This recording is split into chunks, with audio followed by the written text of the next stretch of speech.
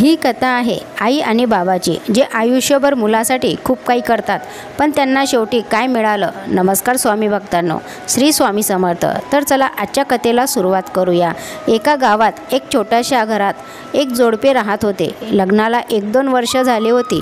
2 वर्षानंतर त्यांना खूप सुंदर गोंडस मुलगी झाली होती. पण घरच्यांच्या अपेक्षा असतात की घराण्याला वारस पाहिजे, घराला वारस पाहिजे, म्हणून एका पाठोपाठ त्यांना परत 2 मुली होतात. त्यानंतर 4था मुलगा होतो. तरीही घरचे आणखीन एका मुलाची अपेक्षा करतात आणि त्यांना 5वी मुलगीच होते. तरीही ते दोघे 5 मुले आहेत. कसं त्यांना सांभाळायचं, कसं सांभाळायचं, शिक्षण कसं होणार याचा कोणताच विचार न करत रडत बसत नाहीत. त्यांना फक्त एवढंच माहीत होतं, त्यांना चांगलं आयुष्य, चांगले संस्कार आणि या जगात स्वतःच्या पायावर उभं कसं करायचं होतं. ते दोघेही आपले प्रयत्न सोडत नाही. दोघे पण दररोज भाजी विकून आपल्या 5 मुलांचे पोट भरत असतात.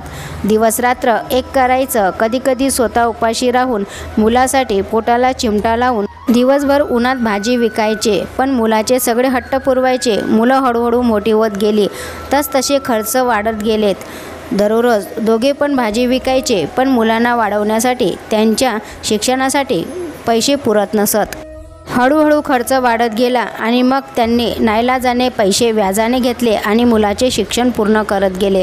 पण मुलाचे शिक्षण, घरातला खर्च यामुळे व्याजाचे पैसे फेडू शकले नाहीत. व्याजावर व्याज वाढत गेले. मोठी मुलगी आता लग्नाची झाली होती. तिला स्थळ येत होती. मग एक दिवस असंच तिला खूप चांगले स्थळ आले आणि तिचं लग्न ठरलं. लग्नाचे दिवस जवळ येत होते, पण हातात मात्र लग्नासाठी पैसे नव्हते. मुलीच्या लग्नासाठी परत पैसे व्याजाने घ्यावे लागतात आणि त्या व्याजाच्या पैशाने मुलीचे लग्न करतात. त्यानंतर दुसरी मुलगी सुद्धा पाठोपाठ लग्नाची होते.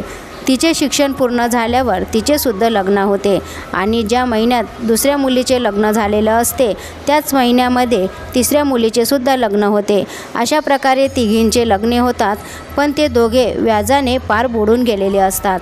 आता काही वर्ष निघून जातात. मोठ्या मुलीला मुलगी होते, मुलाचे शिक्षणसुद्धा पूर्ण होते आणि त्यांचे लग्न करून सून घरी येते. तरीही त्या दोघांचे कष्ट काही सुटत नाहीत.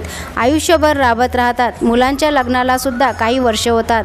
तिन्ही मुलींचे बाळंतपण करतात, सुनेचे बाळंतपण करतात. 4घांनाही मुलीच होतात.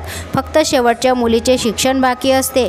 एवढं सगळं होत असताना ते दोघे स्वतःसाठी कधीच जगत नाहीत. सगळे आयुष्य मुलासाठी, त्यांच्या चांगल्या शिक्षणासाठी, स्वतःच्या पायावर उभे करण्यात घालवतात. पण एक दिवस असा येतो की जेव्हा त्यांना हे सगळं काही करत असताना व्याजाने घेतलेल्या पैशांची परतफेड करायची असते, त्यावेळी कोणीसुद्धा साथ देत नाही. त्यांना असं बोललं जातं की तुम्ही तुमचे कर्तव्य केले आहे. आमच्यासाठी काय केलं? आम्ही सांगितलं नव्हतं जन्माला घालायला. तुम्ही कर्ज केलंय, तुमचं तुम्ही ते फेडा. मग तुम्हीच सांगा काय मिळालं त्या दोघांना.